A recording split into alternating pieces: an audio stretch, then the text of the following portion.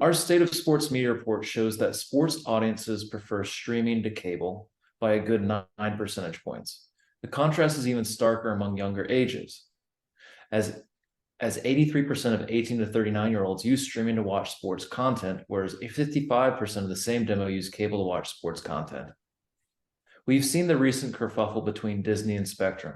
Does this dust-up portend a decisive shift to streaming in the coming years? Or does cable have some resilience in the face of growing cord-cutting rates? I think cable is going to be around for a while, especially platforms such as ESPN. The NFL network has done extremely well. But we are seeing a shift in terms of what the consumer wants to do in terms of how they spend their money. A cable bill today can be very, very expensive because you're paying for all these different channels. And so you're seeing more and more discussion about, separate platforms. You could have Paramount Plus, you could have, Amazon Prime. You're seeing a move to put content on all these different platforms. Yet at the same time, you're also seeing as new TV deals are being put together that there is a lot of interest in having some stuff still on traditional broadcast television. The NBA is very much in favor of having some of their contract on ABC. And then you're also seeing other parties want to get involved in this, whether it's, Apple has shown interest in some sports rights coming up. So it is definitely a shift.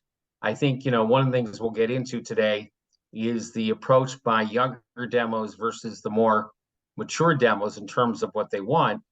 But there is obviously the cord cutting continues to be a big issue because it's cutting into the revenue for a place like ESPN. I mean, I worked at ESPN back in the early 2000s when cable was at its peak, and they were bringing in so much money based on that on a regular basis.